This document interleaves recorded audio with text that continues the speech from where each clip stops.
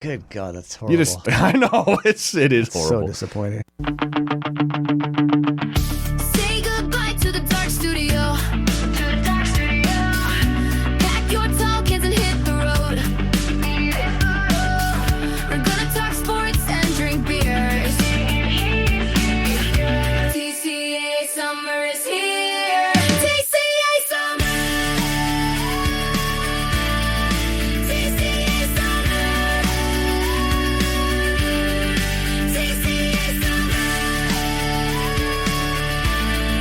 TCA summer.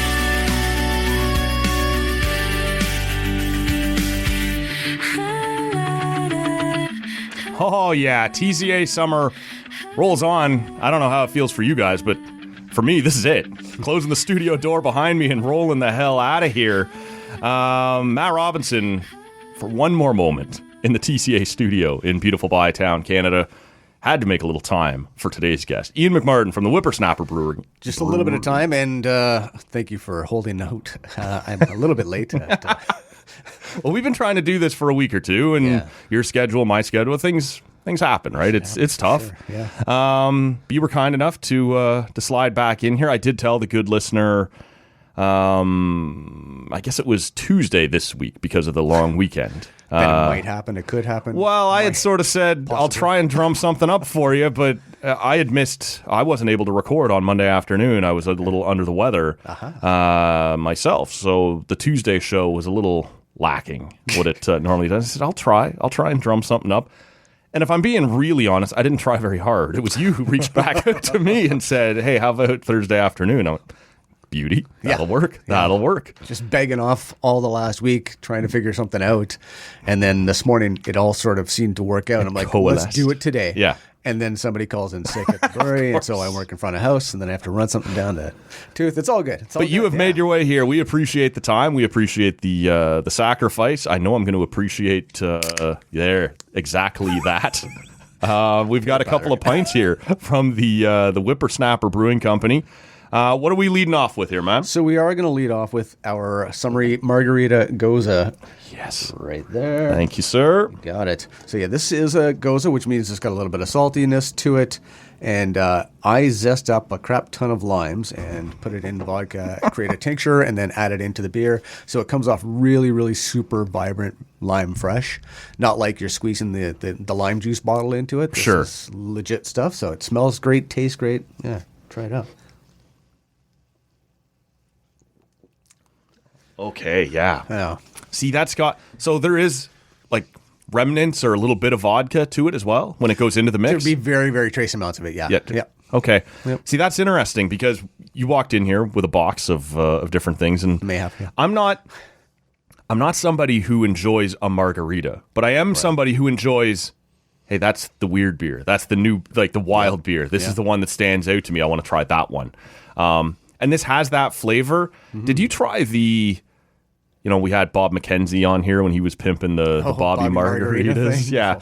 And I was like, it's fine. Again, what the hell do I know about margaritas? I'm not a big fan of the ready-to-drink things personally. And they tend to be super sweet. Right. So I like dry beers. I like Pilsners and IPAs, West Coast mainly. I do love NEPAs, but I prefer the drier things that I can sit there and crush all day long. Have I been doing that wrong this whole time? Is it NEPA, not NEPA? I call it NEPA. Okay. Sorry, I thought I heard you say NEPA. No, maybe that's just my congestion. It was fine. And to get Bob McKenzie back on the show, I love it. It's great. It's the best I've ever had. Honestly. I've never had a Bob margarita this good. Right. But this one holds its body nice, right? It still has a mouthfeel of a beer. Yep. And then seems to have elements of a margarita. So like we did another beer for Threesco for their 5th anniversary, and it was a Negroni inspired Italian Pilsner. And stop.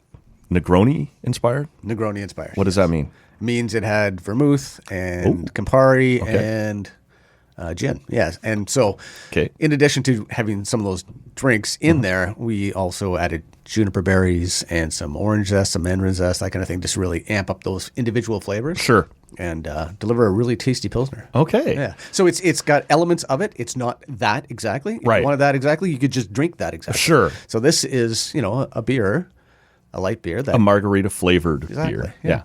And it's not flavored, but it has those notes of a margarita. That's right. Yeah. And that is what I'm getting. This still tastes like a beer, has the body of a beer, the mouthfeel of a beer, but with the kind of hints of... Exactly. The nod, too. Right. Yeah. So at this time of year, and look, one of the main reasons you and I wanted to make sure we chatted around now was ahead of Ottawa Craft Beer Week, which is firing up on Friday, and we will get into that. Correct. But when you're putting together something like this... is it, obviously it's seasonal, right? Like this is the time of year, it's hot, it's whatever, let's try some things like this. But how far out in advance did you know, like I'm going to do like a margarita beer So we've done August? we've done this a few years in a row now. And this one came out, middle July. Sure. So it's basically almost gone. It'll probably be gone this weekend. Okay. But I wanted to have you have a try of it. 'Cause Sure. I figured you might like it. I do like it. Yeah, Yeah. there you go. Although, to be fair, there's not a lot I don't like. But Yeah, it's very true. But no, this is it's tasty for somebody who is not a margarita person. This has, as you properly framed it, the traces of it, the notes of it, without it being overpoweringly so. Yeah, right? exactly. It's still a beer. Yeah. It still has to be a beer. So we do our planning in blocks as much as we possibly can. Sometimes a month, sometimes a quarter in advance. Like yesterday, we actually started planning some of our fall beers, the rest of August, plus looking at fall. It's So not I saying plan to it's ask gonna you be this there. later, but I'm so curious. I'm just going to jump at this now. Every year you do the 12 days of Christmas Beermas. Yeah. Do you already know what your theme is? I do. Have you already laid out? Like, you don't have to tell us. I'm not asking you to spoil it. Yeah. But how far down that road, as we sit here on August 7th, are you? Not far enough. Okay. That actually makes me feel better right now because we're already seeing like Spirit of Halloween pop up in some places and whatever else. It makes me feel good that you're not too far down the Christmas road I yet. made a little bit of a reel the other day with me floating on a floaty in the pool. Should I be thinking about unfiltered beer mess? No, exactly. And it was like, probably. And I was. We had been talking about it. And the answer is, because everybody asks, when do you start thinking about next year's? It's already, as soon as the previous year is done, as soon as the concept from the previous year is done, you're starting to think about, What do we okay, do well, then next I could year? do that next year. And then it takes time to take shape. So you get an idea of what the concept's going to be, and then You have to name and decide what these are going to be, each of them. What's the artwork going to look like?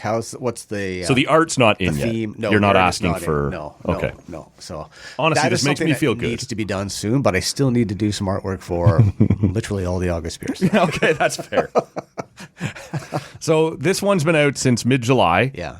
Has it been, like you've said, you've done it for a few years now? Was there any adjustments made this year? So there's always adjustments. I'm always trying to tweak things to make it better, to provide a little bit more of a pop of flavor, crisp it up, dry it out, or whatever. So I think this one is our best. Just like the Pineapple Bomb later, I think is our best. We did one actually earlier in the summer, and it sold out so quick, I decided to do another one. Right. And I think this one is better than the last one. So we try and make it better each time. Even the Rockin' Hops is fantastic. So we are getting better as I'm able to spend more time on it. Right. Now that I've finally quit my day job, I can actually focus on trying to create better products and higher quality and things like that. Yeah. I kind of like that there are familiar labels. There are some familiar, like you guys turn over your lineup a lot, but that there are some familiar names, but there'll always be a little, I can tinker. How can I make this better? Right. Absolutely. And it's fun every single time making it and seeing how it's going to come out. So you're tasting it along the way and going, okay, I like the way this is moving.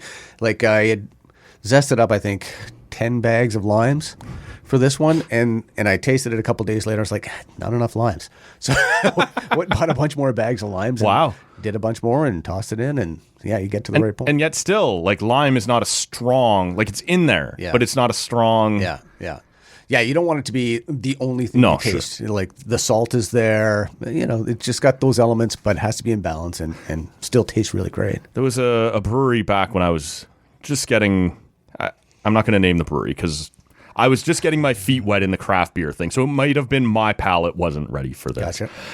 But it was down north of Toronto.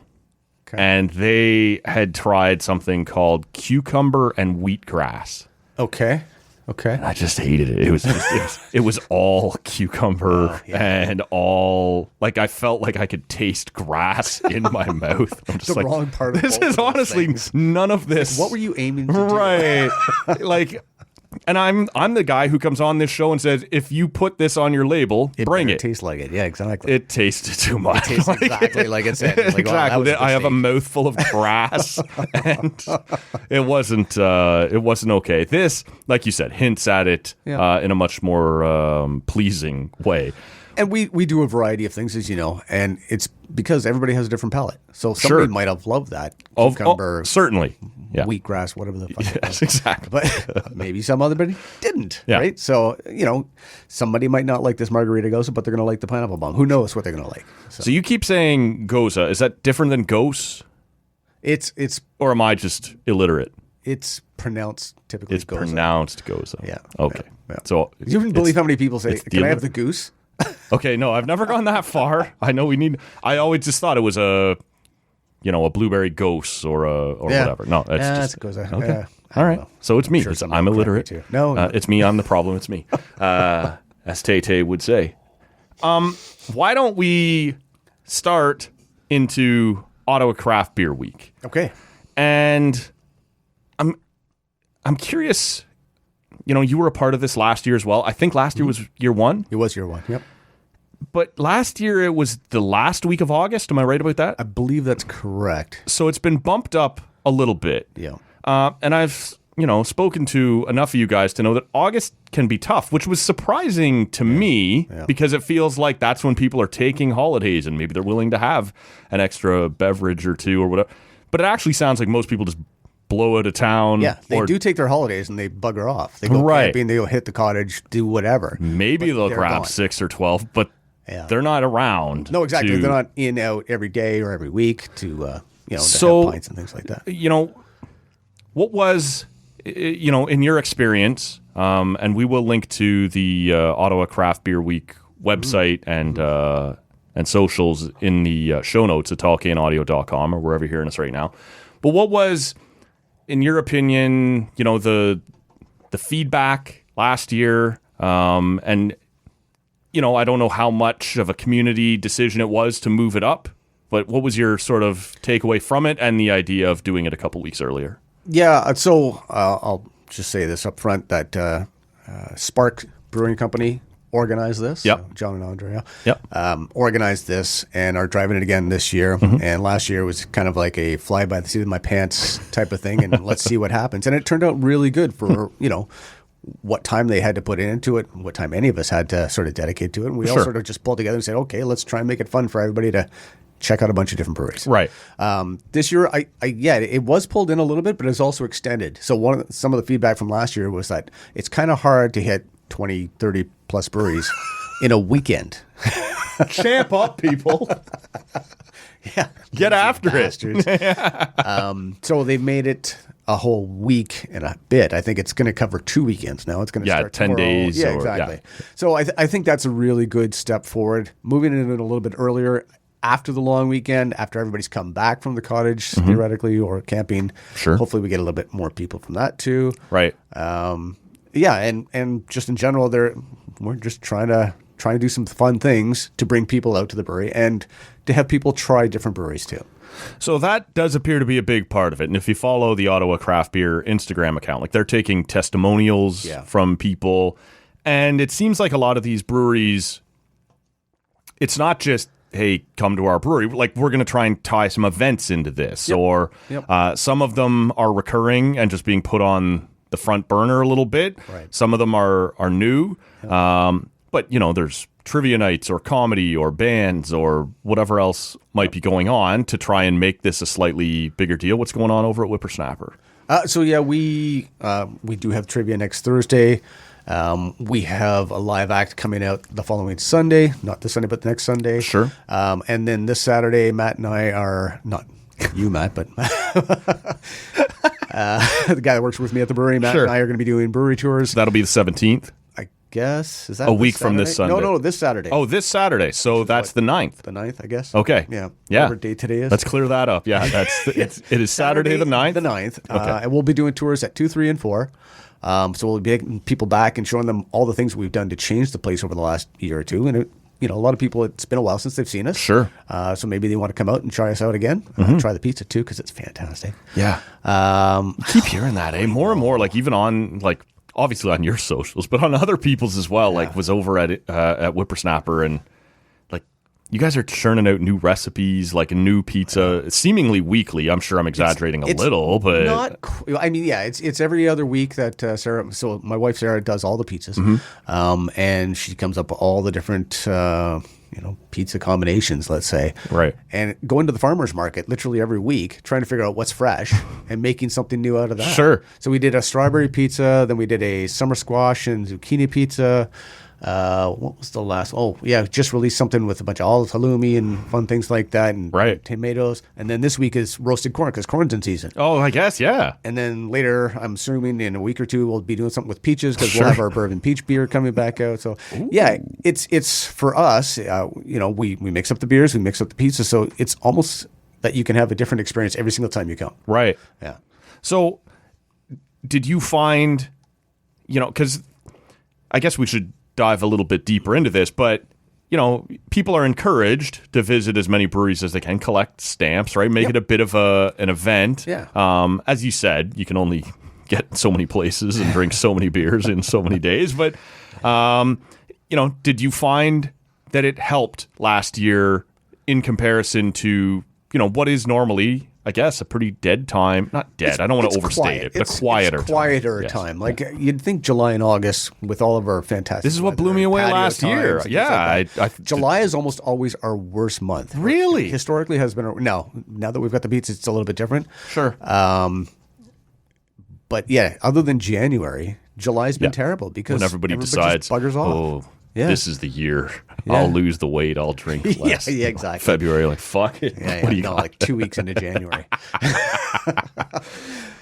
So it's been good to do this last year. It was really nice. I think it gives people an excuse. Yes. Right? It's all you need a lot of times is an excuse to go see something. Sure. It's the same why we do events. And the events not necessarily going to pull in new people, but they're going to be an excuse for your regular customers to say, oh, yeah, let's go on out. They're putting in an effort to do something fun and different. Yeah. I'm going to go check it out. I could go to my local brewery any Friday, but tonight there's a comedian, or tonight it's trivia night, or tonight it's whatever else. There's a reason to go. A lot of the breweries now are just like jamming their schedules full of events, which is great. And I was talking to Matt Tweedy just about this a couple of minutes ago before I came in at Tooth and Nail, that we're pulling a lot of our things back. We're not doing as much distribution. We've never been huge on distribution. Right. But it's becoming more and more localized. Right. Where it's just your immediate community that is, just coming in and hanging out. I live nearby. I like these guys. I like their products. I can see this guy Yeah.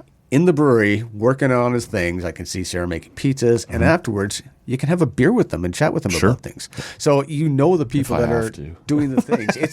It's a completely different entity now. 100%. You can't find that. Like you I don't know. You're a little bit younger than I am, but back a long time ago, you used to be able to find family-run establishments.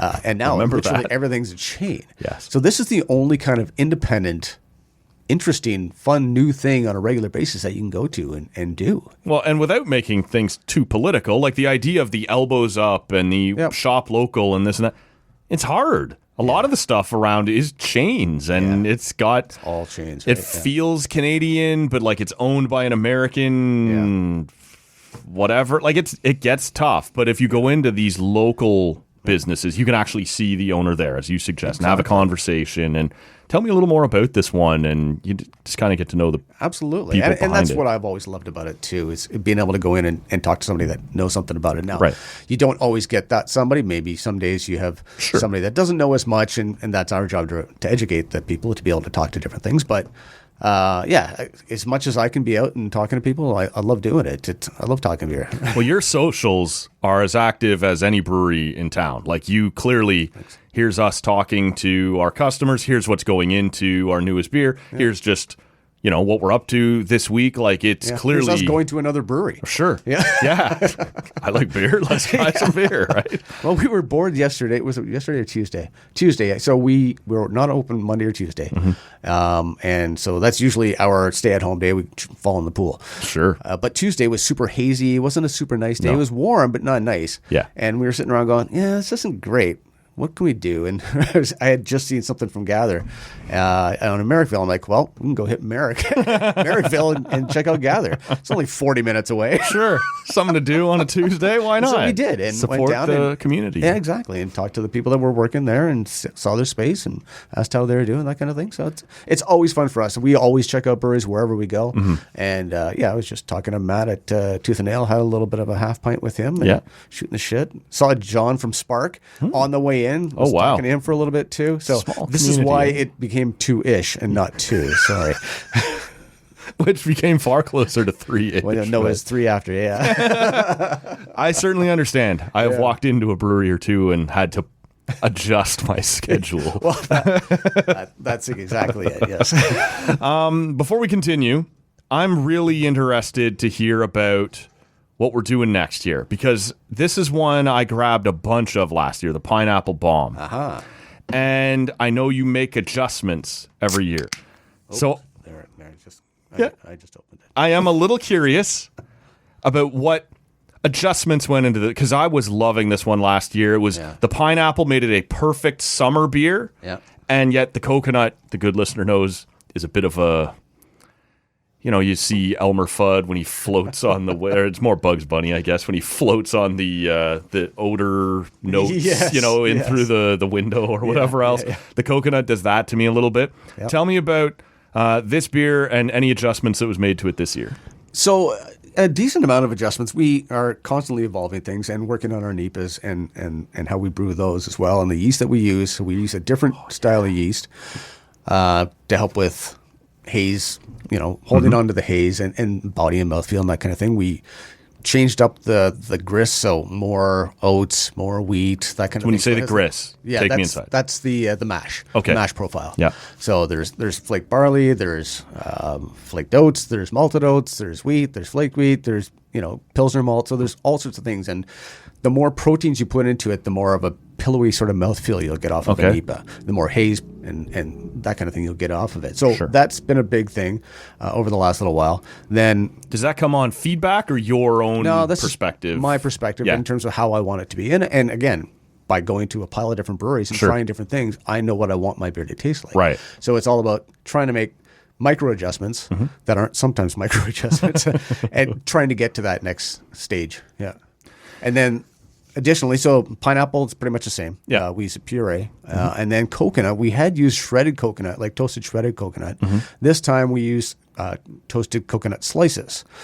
Not a huge difference, but I think it helped with head retention, and it really brings out a lot of sort of meaty coconut flavor in there. Yeah, it's interesting, because for somebody like me who has no idea how this stuff is made, I just want more of it. Yeah, exactly. Hopefully enjoy it. Yeah, it's the idea of sliced ingredients versus is it just that it holds more body when it drops into the mix that makes a difference? Yeah, I don't really have a good answer for this one. Why the toasted bits didn't fare as well as the slices? Maybe it's just volume. I don't remember exactly. Sure.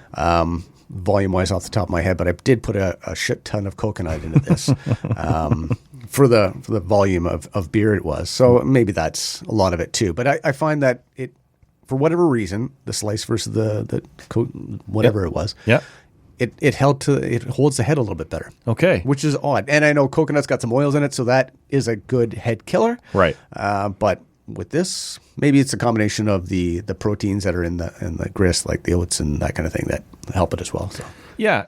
So if we can circle back to Craft Beer Week, when this is coming together, the people at Spark are the ones who decide to spearhead this thing. Yep.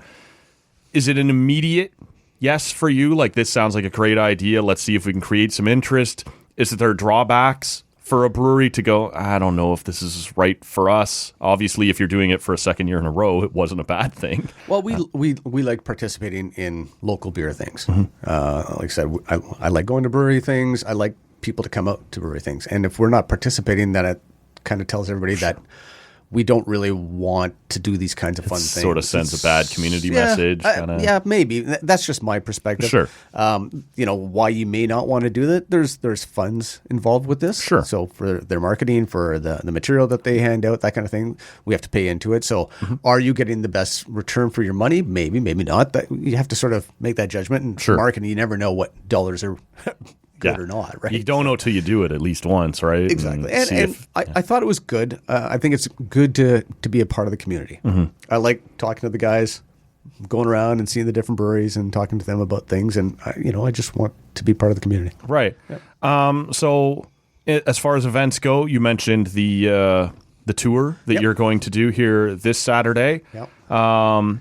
Any special pizzas? Any other special events? Is there another breweries event that you're looking at going, I think I should drop by that one? Anything? Yeah, if I had time to get away on either a Monday or a Tuesday when everybody else is closed. Honestly, this is it, eh?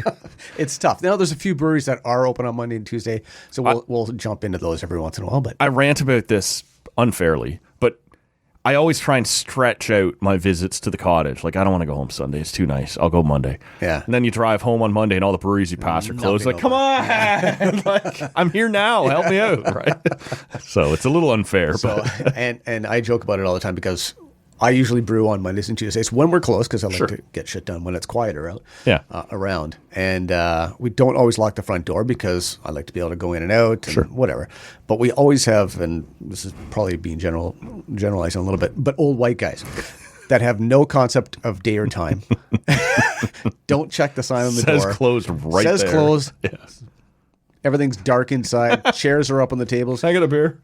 Can I grab some beer? If you want some beer to go, I can help you. As long as my head's not in a fucking mash or something like that. I'll typically You're tucked away in the back, and you may not even hear that someone has stumbled in. Yeah, exactly. And they're just roaming around. And sometimes they'll open the door to the brewery. Hello. Or you get hot days in the summertime when I have the garage door open, and they're like, "Oh, the front door is locked, so I just came in the brewery." Like, who does that? Does this look like the service entrance or the public entrance? Yeah. So yes, that's my joke about the old white guy. Sure. As you and I are both rapidly approaching oh no, I'm already there. Yes. Firmly entrenched. What is it like? I don't know. I never really gave this a whole lot of thought. No, I'm getting a handle on that as I creep towards it. But like brewing in the summer when it's like 40 degrees hot and whatever else. Yeah. Is there anything you can do back there to keep it cool, or is it just, you can try and put the AC on. Like people it fights against it. Don't understand. Like I've been backstage. At a couple of these. The green room. It's hot. The green room. Yes. Like, and you don't think that way because beers are meant to be drank cold. Yeah. But you're cooking some ingredients, and sometimes you're boiling things, or sometimes like it's warm. It's very hot, and when you are boiling things, you usually have the doors open, like the lids open, so it boils off a little bit easier. Now, some people have way better setups than I do, and it vents out properly, and you can AC the thing, and it's not that bad.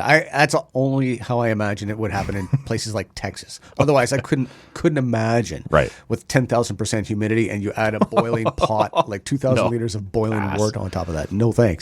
Like how many people just don't even want to cook dinner when it's 35 because the kitchen's going to be too warm. Yeah. Well, and my wife stands in front of a pizza oven. Right. It's like 80 degrees Celsius. Yeah.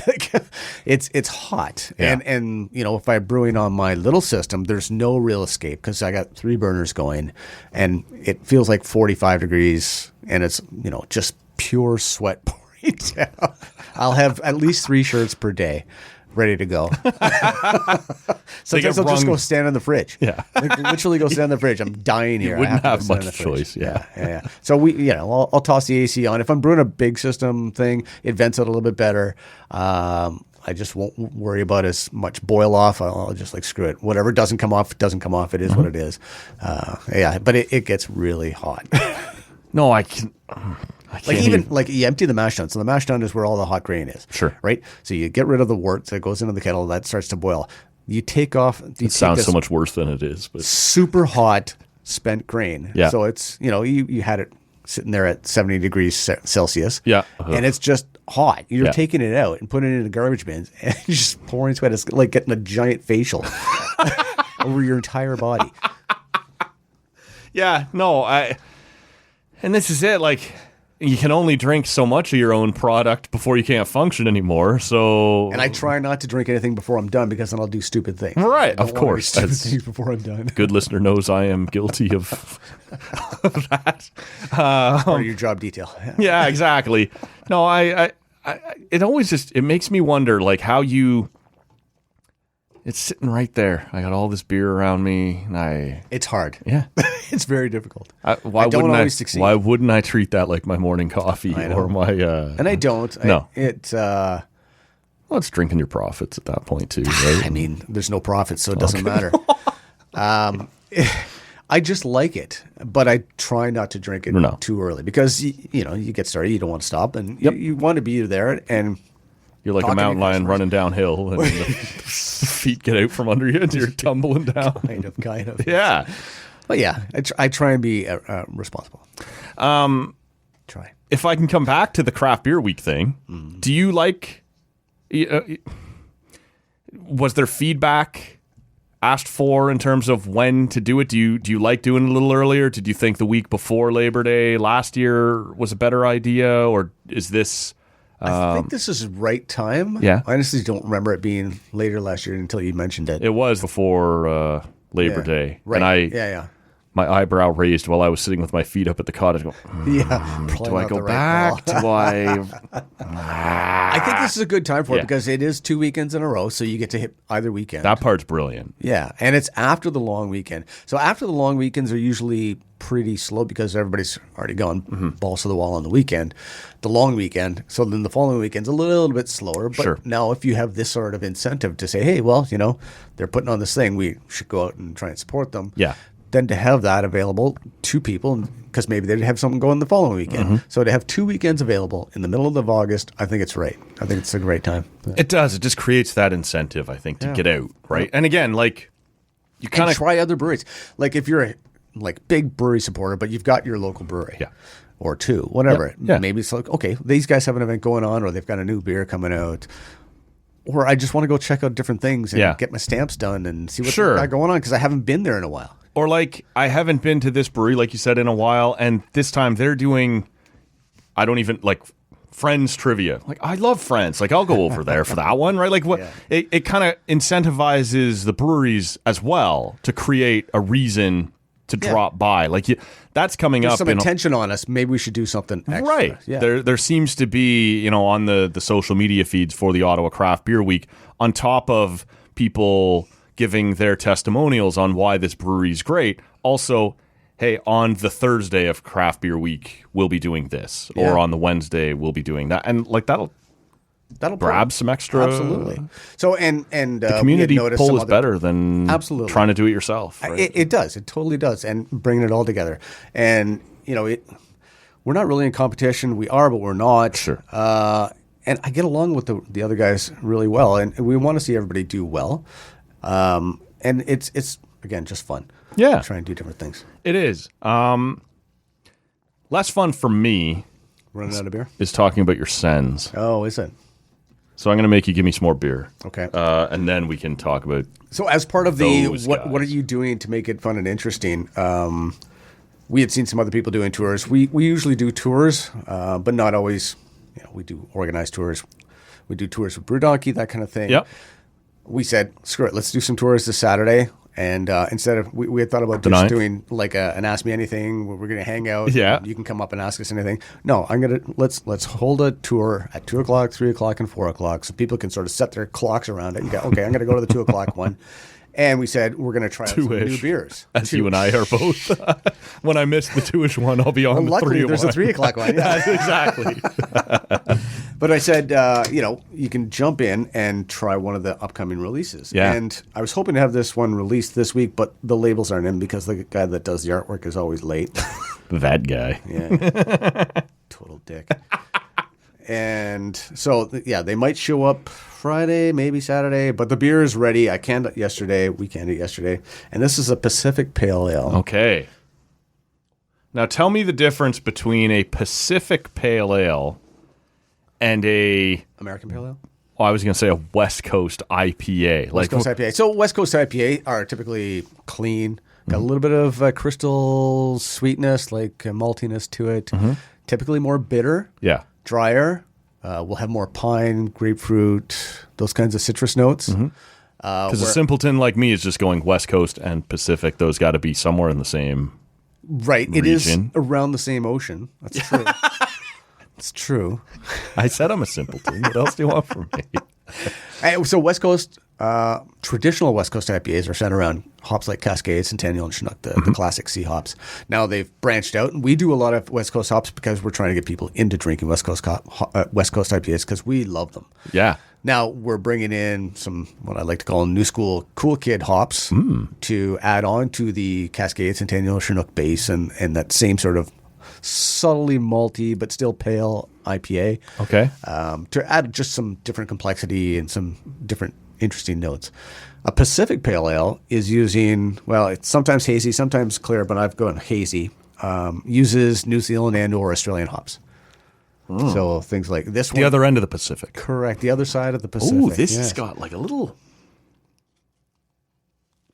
So this one's only 5%. To it. Like, I don't know what I'd put on 5%. it. Yeah, that's fine. But like But it's got a fancy hop called Nectaron. yeah, which like is there's really something nice. extra to this that I'm A little bit of struggling to sweetness, identify. Yeah, Mandarin, nectarine sort of flavor, Yeah. candy. Yeah. okay. So this is a Pacific Pale Ale. I'm sure you said the name, but what? I haven't said the name. Oh. We're going to call it Hapori. So we've gone with Maori names for. So Yes, this is the our Andale, as I butchered and fell all over Andale. it. That was our Mexican IPA. Yes, it was. Somehow delicious still too. Pacific, but not that part of Pacific. Yes, but no, you have a daughter Yes. in Australia or no, New Zealand. no, she was in New Zealand. Okay, Came back. so you have named a beer or two though after that area or that After that, region, yeah, the exactly. So mountain we did range or one. the- The Aoraki was Yes. the first one. I think you tried that one. I did. Also butchered the name of that. You did, Yeah. yes, yeah. I'm but whatever. not I had to actually look it smart. up. I went on YouTube and said, "How do you pronounce this word?" Yes. Which is the Maori word for Mount Hood. Yes, that was it. So yes, it was like Aoraki. Okay, Aoraki. I don't know. Somebody hands me a beer, Aoraki. I try and read it, and here it is. It's the Yeah. So the last one we did was called Tahora, and that one was really good too. So this is the next one. It's called Hapori, which means community. Okay. And so I think it fits well for Craft Beer Week. Hey, good call. See how I did that? Yeah, well Bringing done. it back. Woven Almost- right in. Guy's almost got as his good as shit you. tight, Not even right? close, Yeah. but- Michaela and I often get into, and for the good listener who's not aware, she will co-host the Monday morning show with me this week while I am lakeside, and I see. she's more than happy to help big me out. speedboats I don't going have to by? be here. Yeah, the cigarette boat's just ruining the show, and but she and I have talked a couple of times, and I'd be curious to pick your brain on this. That when you do a pale ale, it seems like a really broad title, right? Like there's a when you Hell, IPA is a broad title. that's true, but at least in the IPA, a lot of people will throw in that this is a New England. Sometimes Yeah, not they always. should, but they don't Right, always. And then, but this is a West Coast, and you can kind of categorize them. It sort of feels like with a pale ale, it's the Wild Open West, season? Yeah. and Yeah. it can be whatever you want it to be. Is that correct, or do we just have lousy palates that aren't? no, I think it's somewhat correct in that. I appreciate that somewhat. Somewhat That's correct. the most. Yeah. That's high praise. That's what my high school teachers put on a lot of my papers. It's correct. We have a joke about calling our beers tolerable. Okay. And we have a club called the Troublemaker Club, and I actually designed a scale, a tolerable scale. It's like the decibels reading on your audio setups and things like that. exactly. So it goes from what, like less than to somewhat to tolerable to very to highly, that kind of thing. It's on the back of shirts now. Well, we often, I like that. Yeah, we often on this show, I'll allude to another award eligible edition of the show, not another award winning edition of the show, but we are eligible for any awards people want to throw our way. Well, we joke about that too. It's like we've never won any awards, but we also have not entered because we sell out of our stuff too quickly. So who cares? Yeah, I like that. Yeah.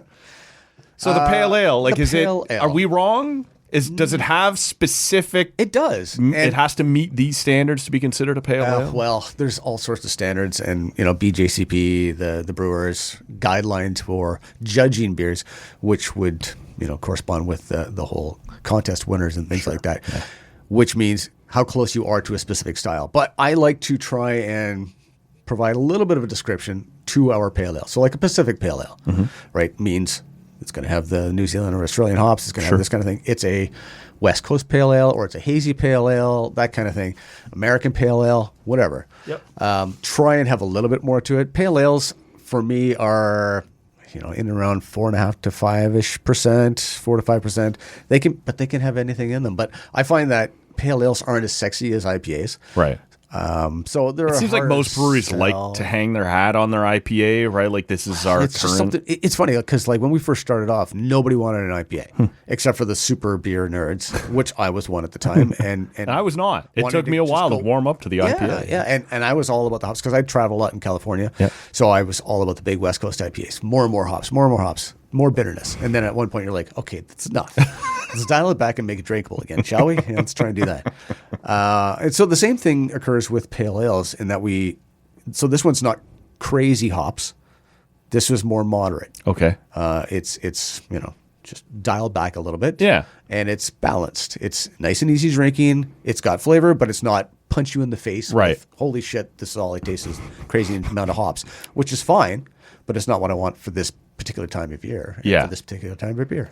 It just sort of feels like when you grab a pale ale off the shelf somewhere and you get home, you're like, this could be... It could be anything. It could be an English pale ale. It could be a hazy thing. Right. It could be anything, yeah. When you... I feel the same way about IPAs, too, a lot of the times. Yeah. Because people just don't provide enough description. It really bothers me. I put a lot of information on my cans. Yes. And there's so many people that slap, here's the beer name on it, and nothing else. Here's the percentage because this is what's legally obliged. It doesn't tell me what hops are in it. Doesn't tell me what it's supposed to taste like or what kind of style it is. It's like, I pick up an IPA. I have no idea what it's going to be. Is it going to be hazy? I almost assume it's going to be hazy nowadays. It's almost the baseline. The de facto sort of beer now. It's a hazy, which is fine. Sure. Or is it going to be a West Coast? Like my de facto would have been a West Coast. See, and I prefer a West Coast, but I'm with you more often than not now. If someone hands me an IPA that I'm not familiar with, I sort of assume it's going to be more that juicy New England kind of... I should have brought you the Coronado, our latest West Coast IPA. Sorry about that. But I'll do another one soon. So okay. No, I'm not worried. You guys turn over your lineup often enough. There's always something new to try. Yeah. It's to me, like I like the idea of adventurous. Like I'll grab whatever, but I would like to know once I'm holding it what this is. What should I expect? Right. A little bit of what I should expect. Right. And I totally agree. And I find it's... I'll still try it, but I'd like to know what I'm getting into. Well, what's the balance brewer out intending? my afternoon? What's the brewer intending? Because if it doesn't taste like that at all, maybe something's wrong with the beer. Yeah. Or maybe the guy just doesn't know what he's doing. Not likely. Yeah. But I do want to know. Yeah. Because it's an investment. Like even it's only $5. Yeah, of course. You can get a croissant that costs $5 that's going to go bad in 2 hours. Or you can complain about a can of beer costing $5, which a lot of people do still. It's fine. It's fine. We're deep enough into the show, nobody's going to be paying attention. Have 5 Lake Ports. Hickory Laker, man. It's $1 a beer. Don't do it, folks. Do not. As we wind down, I would be remiss. Well, I'm still wanting to complain about your lack of... Well, I'm going to take a shot at Rob here. Do it. No, I'm all in on that. Flag lowering ceremony for Rob. He's like, yeah, they did. Okay, fine. Next year. Flag never went up. No, there was no flag up. I had a flag up. Well, I was out of my house. When did your flag go down? Like I said, it never went up. I because I was out of here. We were doing the work around the home. Yeah. I wasn't even here. And as you have heard, and for the good listener who's not familiar, he's referring to that during any Leaf playoff run, I hang a giant Leaf flag off my balcony Painful. from the condo. And there's always a lowering because they just don't go deep enough to keep it up. And it's almost always time after of the round year. one. Yeah. And I have to go out at like midnight on the night that the team is eliminated, which is almost always game 7, round 1. And it's because I don't want to give anyone the satisfaction of driving to work the next morning, going by them, ha ha. No, it's gone. It's gone. You won't get to. And so I go out on the night they're eliminated, and often I'll take a microphone with me and just record my. It's literally the best episode of the year. So this year, there was work being done just outside the studio door that required me to move out. So the flag never went up. Then they eliminated the Sens, and I wasn't going to mess with their mojo, so I didn't raise it in the second round. So yeah, it didn't happen this year. You're not the only one that threw some elbows about that. But what do you want from me? You can only hear me suffer. So I know. much. It does seem like, okay, At some point, we've been here before. This is it. So the Leafs beat the Sens. Bullshit. They go 7 against Florida, but not really. Like, they went 7, but it was They were up not two close. games and mostly 2.5 games up Yep. to 0. It almost went really good, and then it went really not good. Surprising. Yeah. Were you expecting more in this offseason out of the Sens, who did, take that big step forward, get into the playoffs, made some really interesting moves, as I already know from me. I liked the Zetterlund deal. He's still going to be here. I'm still interested to see how Dylan Cousins is going to work out. We'll see how Dylan Cousins. That's more of an open end. Yeah, I'm not surprised that they didn't do a whole lot this summer. They're because weirdly tight to the cap for a team as young as they are, too. Yeah, well, they instead of having 4 people at $40 million, they had 5 or 6 to get to $40 million. Sure. So there's some good deals, but they are still tight. Exactly. I don't dislike any of the individual deals, but it was tight. Yeah, they were tight, and now they have a little bit of space, and they're saying they're not going to be a cap team, but not because they don't have the money, because they want to make sure they have something in reserve for when they want to make a move later. Yep. And there's a lot of teams right now that have a lot of cap money. That's right. With the cap jumping up, there's a lot of teams that are. I'll just keep that in my pocket. And we'll see at the deadline Hold on to or it. something. There's nobody available. Everybody's been re-signed by their own team, so there's a lot of shit available. Yeah, you can go get yourself a third line Jack Roslovic for $3 million if you want to, but I wouldn't, right? Well, I mean, the Leafs could do that. They're money gonna to waste. Or no, you know what's happening though?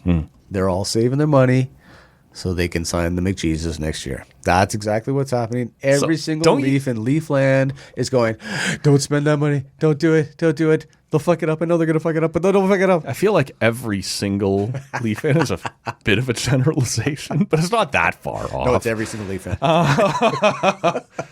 It's like planning the parade. If there's any chance of getting that guy to come home, keep the powder dry. Tavares grew up with a Maple Leaf jersey and PJs and stuff too, right? So he came home. It's worked out for him. Sure. Lars Eller. Big move. It's fine. Big move. No, Did you think? It's fine. Did you think they'd be more busy, or no? Not really. Does it feel more like let's just wait and let Sanderson take another step? Let's see how these guys develop. And they made the acquisition of Dylan Cousins and That's right. Zetterlund right at the deadline, so they didn't really get a whole lot of time with those guys. Yeah. So you need to see how that's going to work out. Hopefully, it works out for those guys. Defense is still, a little suspect in a few spots, but I liked the Jordan Spence move. Yeah, I think that'll work out. Yeah. And I think you still hope that you can get a little more out of your starting goalie, right? Just give me 5 more starts, right? Like, and that would be huge for them, right? Like, this is a guy who's won a Vezina trophy. Like, their backup now is the guy that came in and basically rescued the season. Yeah, Levi Marilainen. Yep. Won 10 games out of 12 or something. Honestly, like that. when that was the moment where you were into the speed wobble, and it was November, which is a thing for Sens fans. Like, is this where we go off a cliff? I guess it was more towards December, but he was fantastic. He was fantastic. And so to come in and now all we need out of you is 25 to 30 starts. Maybe 30 to 40. Maybe it's a great tandem. Sure. Maybe it's the 1A, 1B thing, which everybody says if you have 1A, 1B, you don't have a 1. Yeah. That's not always. Yes. Like, the league now has changed, right? Like, nobody starts 70 games anymore. No. Nobody There's starts. no Marty Brodeur or Patrick Roy sort of kicking around, right? Yeah. Are you happy with the offseason then, or? I think I'm okay with it. I'd like to see how it sort of progresses. I think the guys took a good step. Everybody's worried about offense. But 2 years ago when DJ Smith, who did literally nothing, just said, go at it, boys. Go score some points. They all had a pile of points. Yeah. They know how to score. Yeah. But this past year, they were being reined in and saying, okay, let's play defense, get our shit together. And hopefully now that they know how to do that, they can then loosen the reins just a little bit and let them go and get some points. Where are you at on Claude Giroux, who I think we were all really, like, we understood when he came home, he's probably not leaving. And I sort of compared, I maybe unfairly so, but I keep making the comparison between him and Tavares, right? Tavares came home, was a different time, and like Tavares was a little younger, so he signed the longer. He set up his home. He already came back and did this. His kids are here. Hold tough, man. Like, don't pay that guy. And they didn't. They didn't. Yeah, just like JT. They didn't pay and then him. Giroux didn't either, right? Yeah, and so I think that's I'm fine with it. But, like, Yeah. what do you expect? Like, do you think he can still play with Stützle and Brady? Do we have to be ready for him to maybe come down the lineup a little bit? I think he's going to slide down the lineup, personally. But like if he needs to, he can jump up and do it in spot starts. And still great on the face-off, like still good on the penalty kill. Unless he's against the Maple Leafs, he's great in the playoffs. well. He's great in the face-off dot. I mean, that's one of my biggest beats from that playoff series. Toronto was number 2 in the league. Ottawa was number 4. It wasn't 2 against 30. No. But the playoffs face-off draws were like 80% Toronto. Yeah. There's a whole lot of bullshit going on. That's all I got to say about that. Doesn't sound like you're giving Toronto credit as much Well, as... when you start every single play with the puck, you have a better advantage. Yeah. Anyways, it's you fine. sure, It's fine. you It's sure fine. do. Last Yes, thing then. Giroux. Yes, he should slide down. Yeah, and it's tough. Like, I think Zetterlund, like, he came in and they didn't know what to do with him right off the hop, right? They were rolling pretty well at the deadline, so you don't want to interrupt what's going on. Yeah. But I think he's going to get a look, Zetterlund is, early in the season on a few different lines, right? Like, can you hang with Stützle and Brady? And clearly you'll be the third most talented guy on that line, but can you do what we need you to do there? Or can we get you on line 2 with Cousins and maybe Batherson slots back up a little high? I think there's going to have to be I'm hoping some that patience for some Zetterlund juggling. turns into the next Alfredson almost. Oh, wow. Because he's a little tank, kind of like He's Alfie a was. fucking fire hydrant with legs. He's a freak. So, but he hasn't shown the defensive responsibility that Alfredson has had. But he's a good Swede. Hopefully he figures things out. That's true. And Alfie's right there on the bench telling you what to do. Look, at English Burger. Sure. I'm not going to be invited back. I think he'll be invited back here. I don't know where else you'll be invited back. I'm receiving hate mail right now at WHIPR. That's fine. That sounded like legit Swedish to me. I think that's what people... Swedish chef, yes.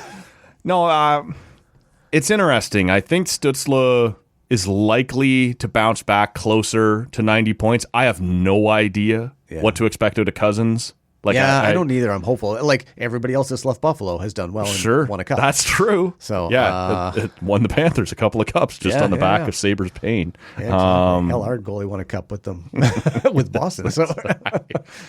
Yeah, no, it's... I liked him when he played for World Juniors. Like, he was the workhorse from Whitehorse. Yeah. And he had a really good start when he came in. So I'm hopeful that he can sort of pick that up and be that kind of guy 90% of the time at least. Maybe he's not going to be that 100%, but just as we get ready to wrap up, can you tease? Is there anything Sens themed coming in September as camp opens, as the season opened? There will likely be some sort of nod to the local hockey club. I can't do anything directly because somebody might not be happy about it. Sue the hell out of you. Yeah, it's not great. But yeah, we always do a little thing with a nod to the Sens to start the season. Sometimes with Sheldon Keefe's face right there on the can. Yes. Well, see, that was his face. It's true. Most of those players are either dead or gone that are on the bench, or in Europe somewhere getting hair in Vegas. transplants. Vegas, yes. Yeah. So what about your Leafs? Oh. How's it going to work out when Nylander's your main guy because Marner's been off for 6 to 8 weeks and your other guy's in Vegas? Well, and JT's like sort of hoping 90 years Austin old. Matthews might be a thing again. Is he? You think so? No, I said we're hoping he's a thing again. I think the whole thing hinges on that. And their defense is a year older, and they were old last year. And not mobile. No, not really. They were not particularly mobile. Just want to make sure. But that was the system they were tasked to play. Craig Berube just wanted big, slow defenders, and he got them.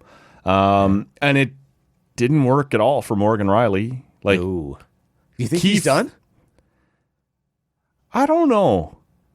Like if he was to go somewhere else, could he be like Morgan Riley again from 2 years ago? He's never going to be a top pair defender on another team. But can he be a rush the puck?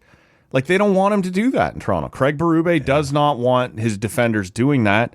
And that's all Morgan Riley can give you. He's not a good defender, right? He's not good on the PK. He's not a big Carlo, McCabe, Tanev, just grind it out in the corners. That's not his game.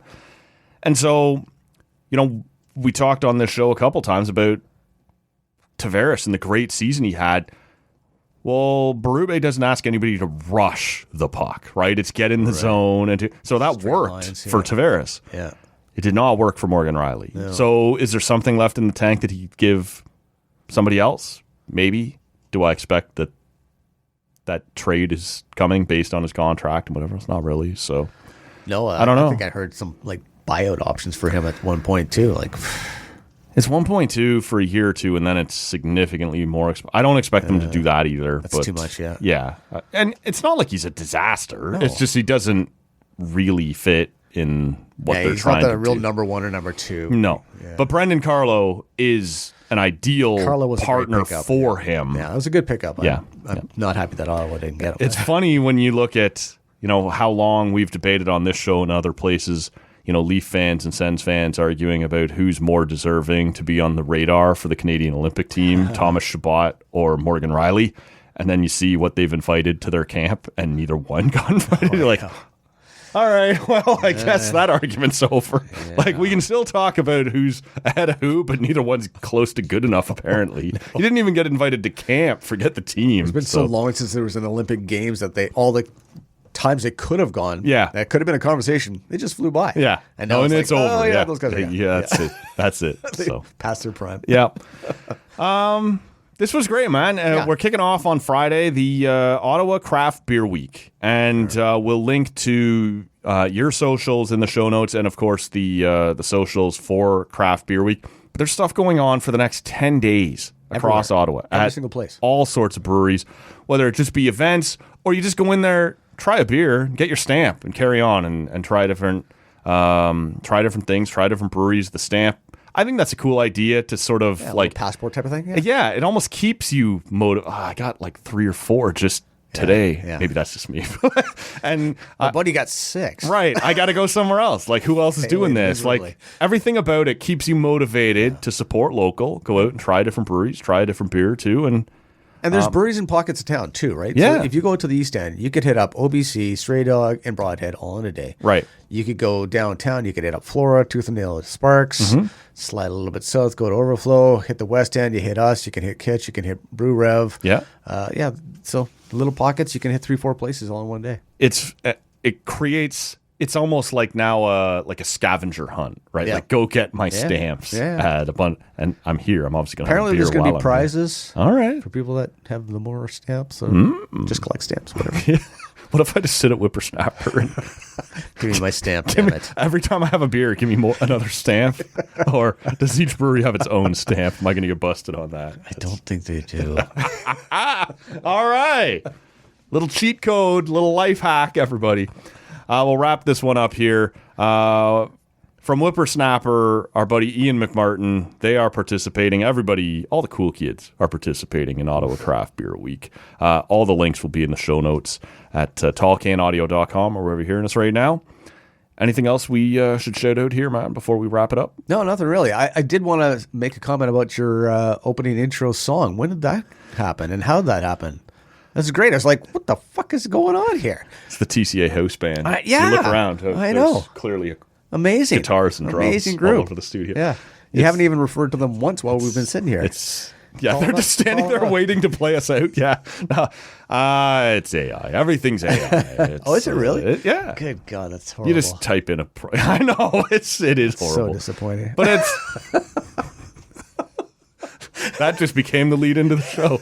It's so disappointing. Yeah. No, we have a little fun with it over the summer. Try a couple different things and whatever. But it's all AI. Cool. Yeah. Okay. I'm not a musician of any sort. No, I know that. But I thought you might know of some musicians that would put something. That'd be great. You know what? If you're listening right now and you're a musician of some skill, I'd like to do a permanent, Boom. Moving forward this fall, coming out of the summer shit, a real human being creating a theme for us moving forward. I try and turn it over every year, right? A new theme, a new theme, a new theme. Yeah. In the summer, I can't be bothered to work too hard, so it's all left to AI. So Fair enough. Thanks for pointing at that. But I did really like it. Yeah, exactly. The AI did a nice job, but now that I know it's AI, it sucks. That's going to be it. I'm rolling out of the studio as soon as I kick Ian's ass out of here. And Michaela Schreider will co-host with me from the lake on Monday morning. We look forward to all of that. Ottawa Craft Beer week taking shape all across Ottawa. We look forward to hearing your stories about that. Make sure you tag us wherever you go on your social medias. We want to hear from you at Tall Can Audio. This is going to be fantastic. Appreciate you making the time, man, coming in and offering us a couple of pints there. Oh, always fun. We're going to send you home with a couple of the TCA 10th anniversary beers. A little prize pack? Yeah, well, because it's always you walking in with the beers. I almost never send anyone home with beers. So that'll be it. Thank you so much for joining us. We will be back on Monday after I close the studio door and start doing these again for a couple of weeks from up at the lake. For Ian McMartin at the SNAPR Brewing Company, my name is Matt Robinson. Thank you so much for listening today. We'll see you Monday.